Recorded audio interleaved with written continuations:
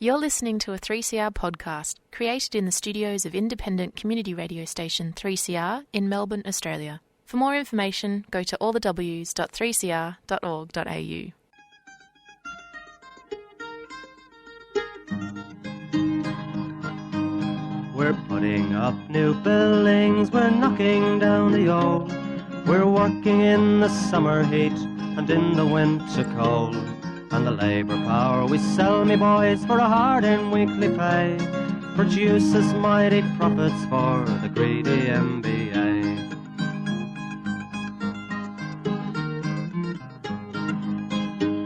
And whether we were born here or born in Italy, in Greece, in Spain or Ireland, in England or Fiji, we all of us are workers, united we must stand, until the wealthy bludgers have been driven from our land.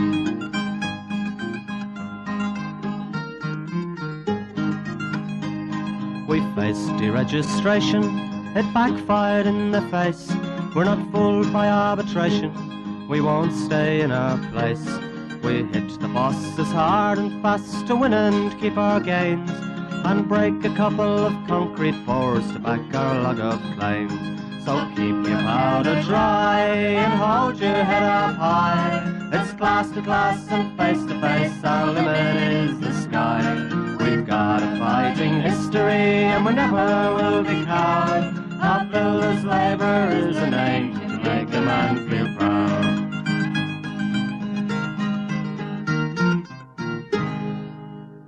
And it's good morning from the Concrete Gang, bright-eyed and bushy-tailed on 3CR Community Radio, 8:55 AM on the AM dial, 9:30 every Sunday morning. And Campo, good morning to you, brother. Good morning, brother Gorilla. And I hope all the listeners are in good stead out there. We're sort of crawling towards the line, aren't we, mate? We've had a fair bit going on in the...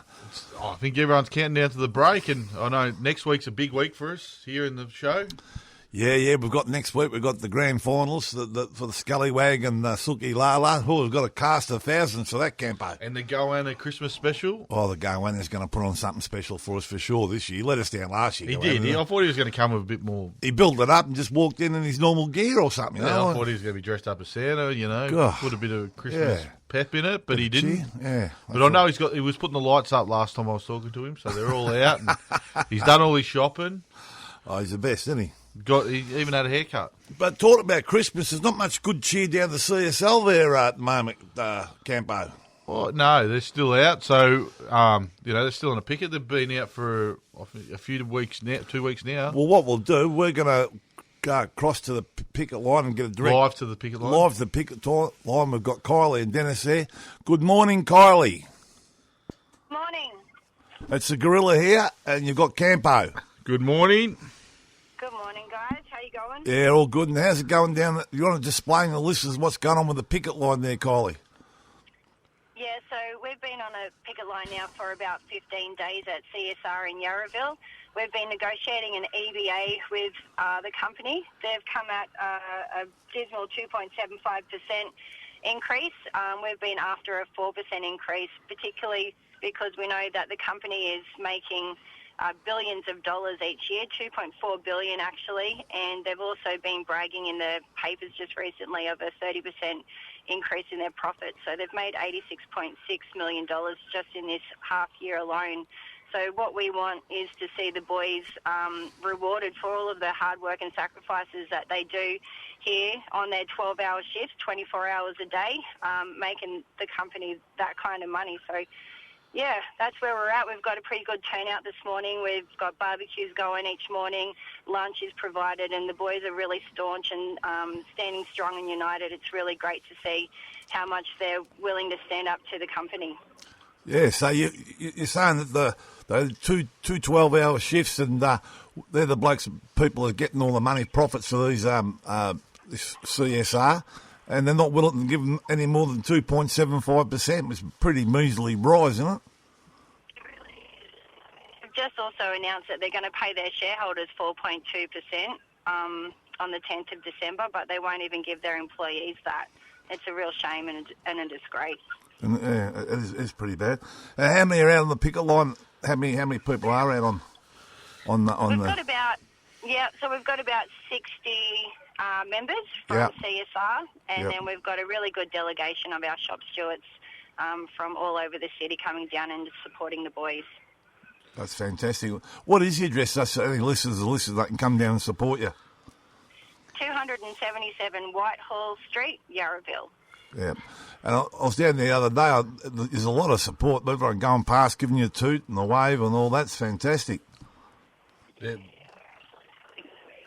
It's really deaf after this because the horns are just constant, which has been great, and it actually forced the company to stop the office workers and everyone coming in one day because the noise was just too much. Nobody could get any work done inside. So, the support is really great. I was actually there the other day, and the police come down because people were tooting their horn. Were driving past. No, the barbecue was too close or something, wasn't it? And we said, well, we can't control that. So it's actually good, the community spirit. It's good.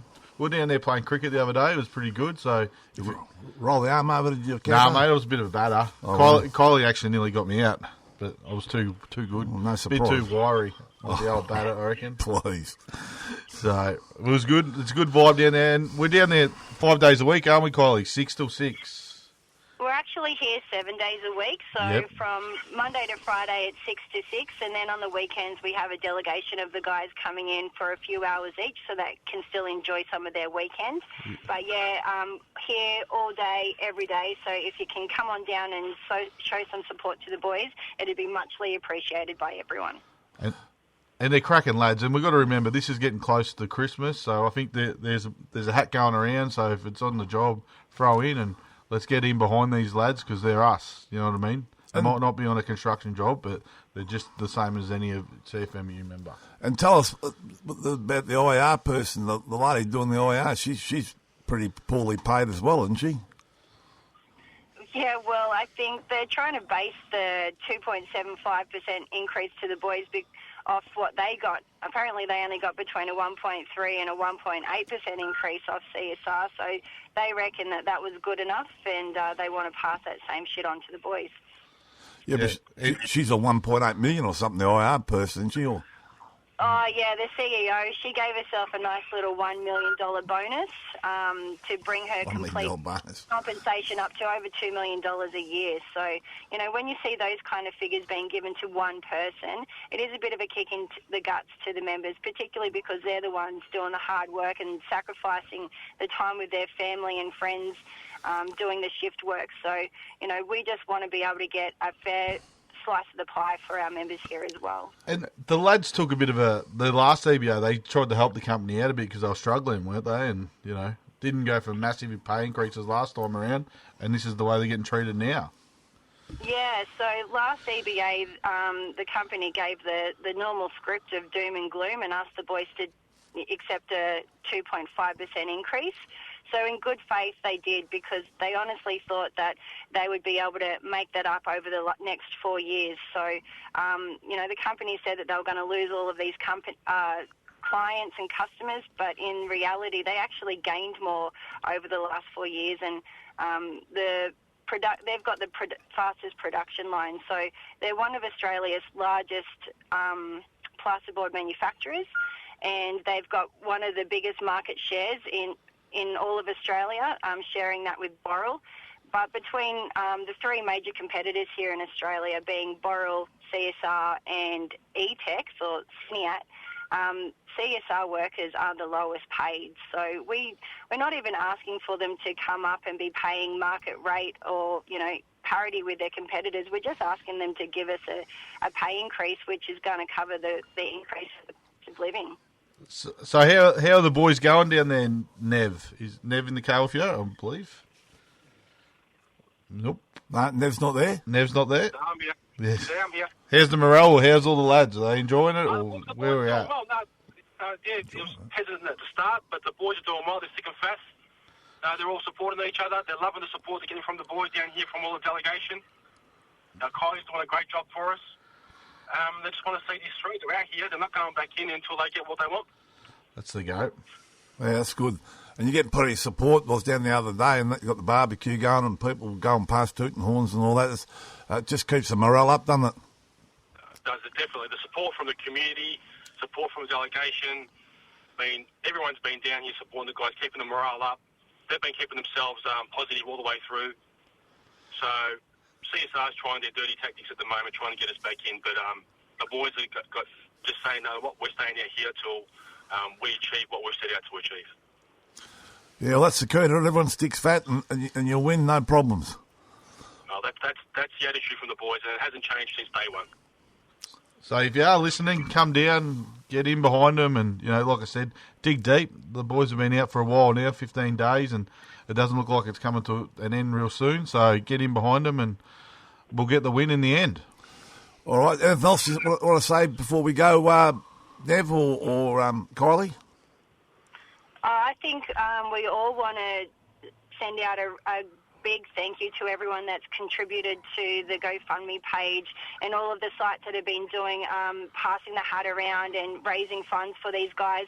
I mean, it is a really pivotal time for everybody. Christmas is coming up, and to lose a few weeks' worth of wages is going to really hurt some of our members. So the financial support that's coming in from the other CFMEU members is just amazing and overwhelming, and everybody just wants to send out their gratitude and thanks. All right. Well, everyone sends their support. Thanks, Kylie. Thanks, Nev, for coming on the show. And I think Campo's got one of his special... We're going to go to a tune and play one of his special tracks. What do you got from Campo? Mate, I'm going to play Twisted Sister. The boys were singing it on the line the other day when I was down there, so I thought we better throw that on. All right. Well, we're not going to take it. See you, gang.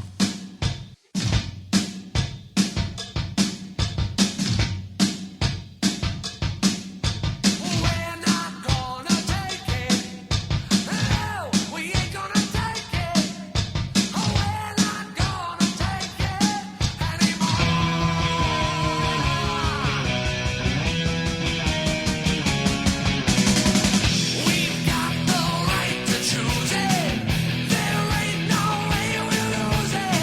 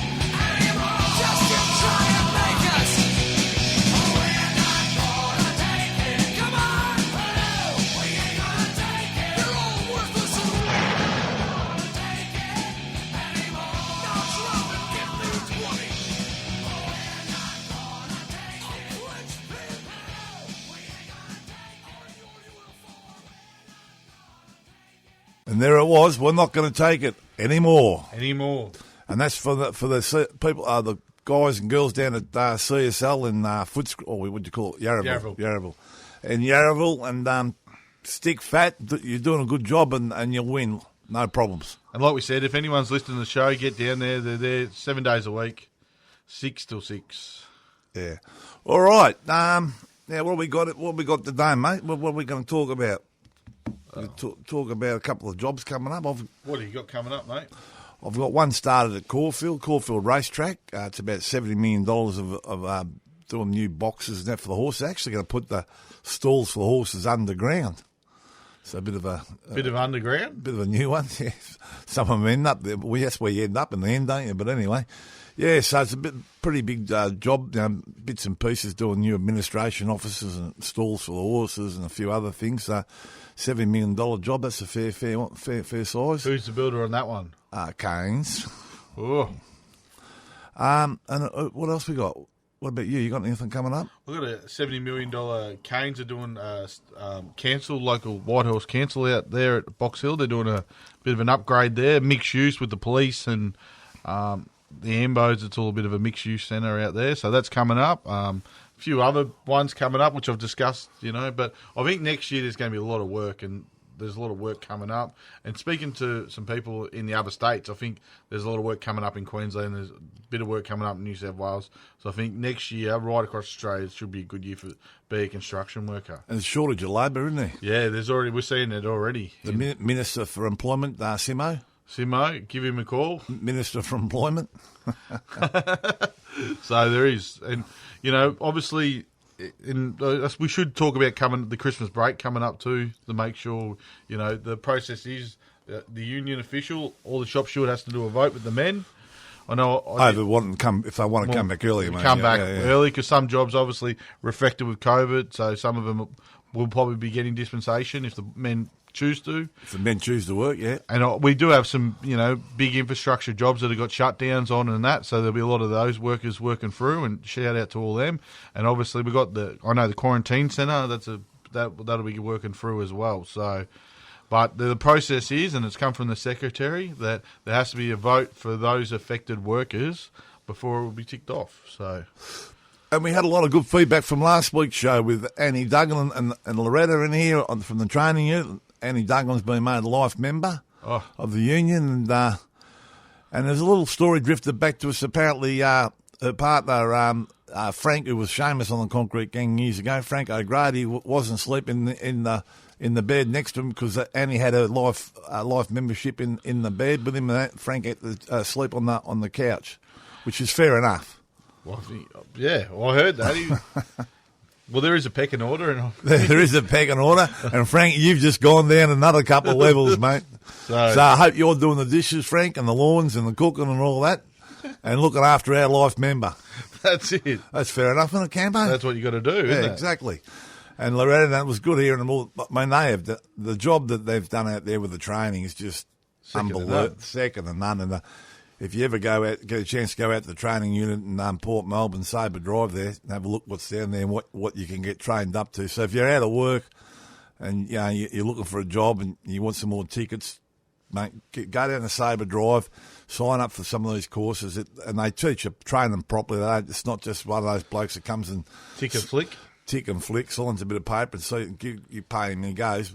You get trained up properly down there, and when you leave there and you've got a ticket for something, you'll be able to do that job very well. And especially like the hard work from where the training centre started to, from where it is now, it's it's unbelievable the hard work they've put in, and that's why Annie got a lifetime membership, second female ever. So yeah, it was a great effort. And the other thing is now we've got some jobs have to have more women on the sites. Well, hopefully all jobs have more women on the sites, but hopefully they get the toilets on them first, Yeah. And plus for the Aboriginals and all that. Yep. Are you talking about the social housing? Housing, all those type of jobs, yes. Yeah, there's a word I can't say, and he's trying to fish for it. I'm all over it. So. Well, I can't say it either, so... Yeah. So I'm going to have a crack at it. No, I'm going to fuck it up. That's all right. Recruitment.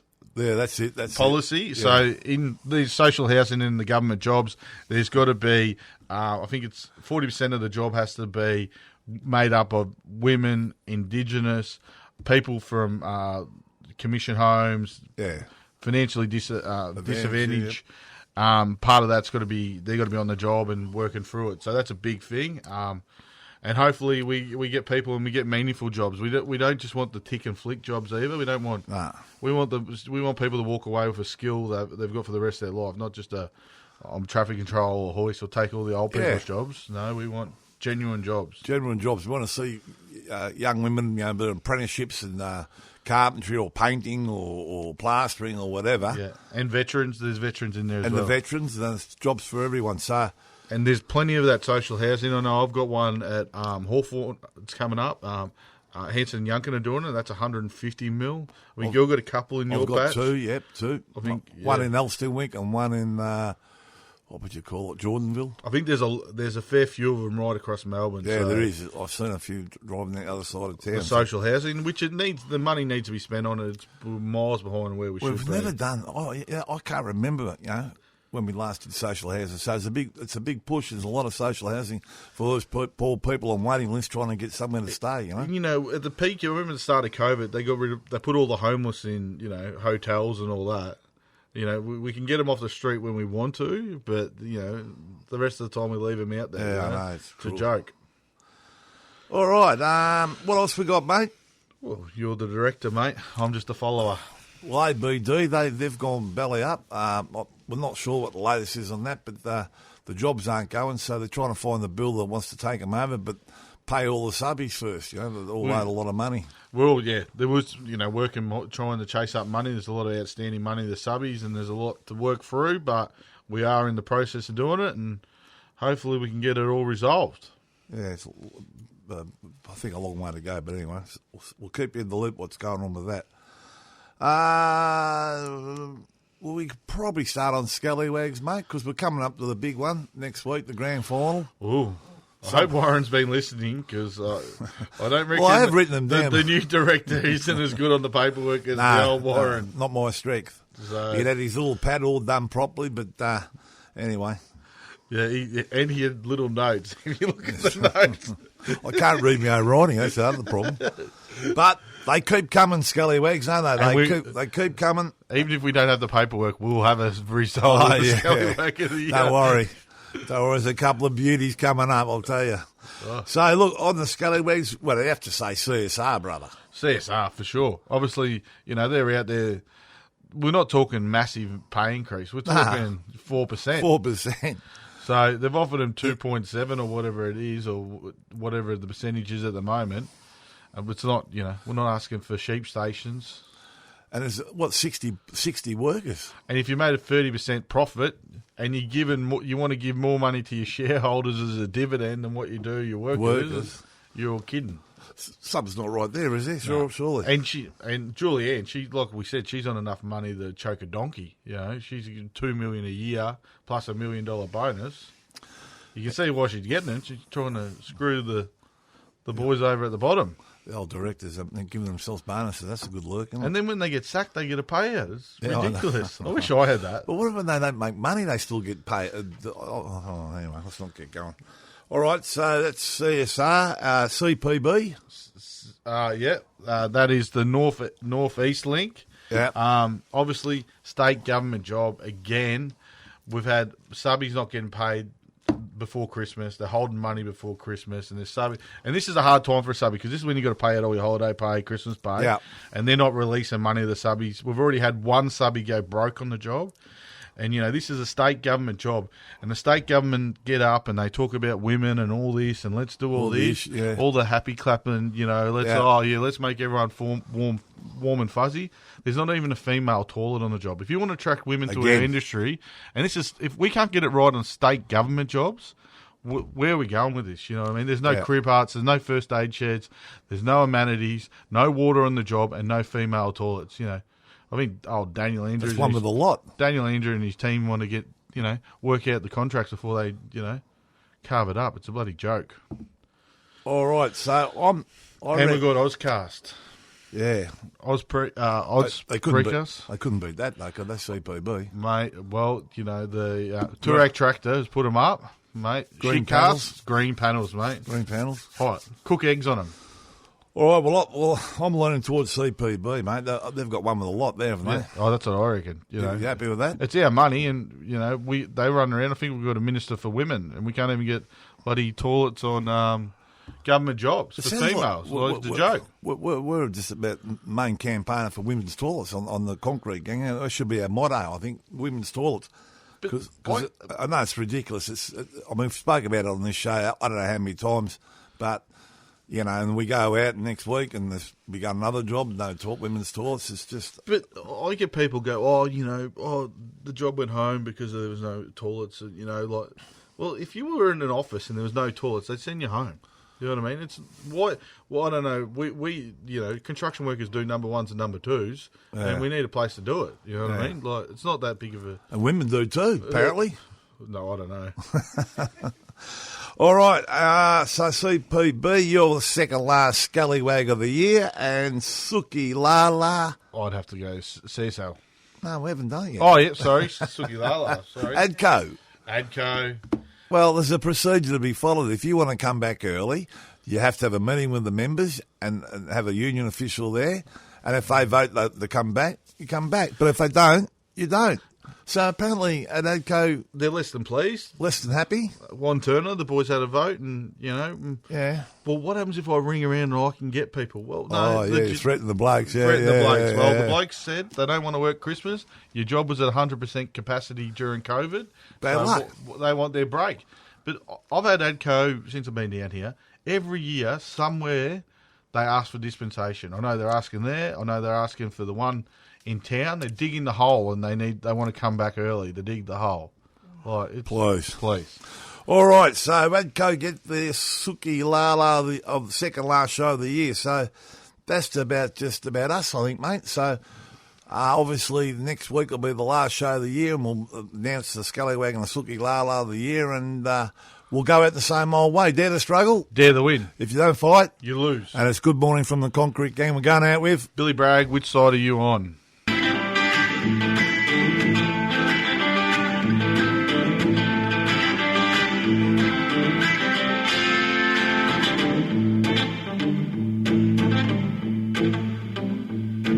This government had an idea and Parliament made it law.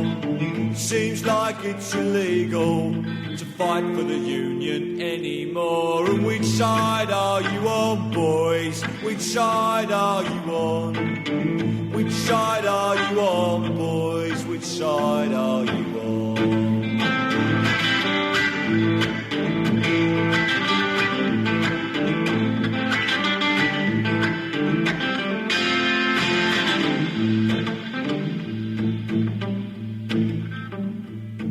We set off to join the picket lines, but together we cannot fail. We got stopped by police at the county line. They said, go home, boys, or you'll go into jail. And which side are you on, boys? Which side are you on? Which side are you on, boys? Which side are you on?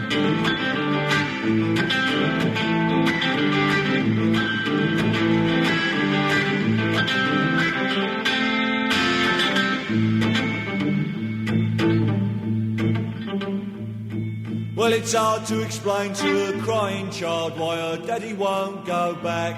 So the family suffer, but it hurts me more to hear a scab say, sod you, Jack. And which side are you on, boys? Which side are you on? Which side are you on, boys? Which side are you on?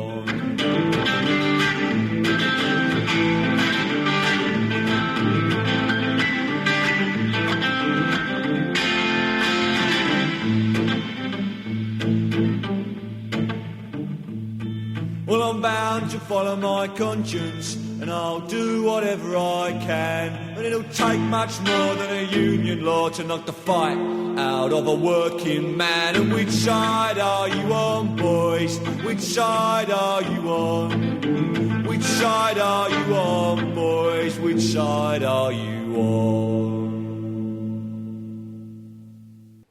You've been listening to a 3CR podcast produced in the studios of independent community radio station 3CR in Melbourne, Australia. For more information, go to allthews.3cr.org.au.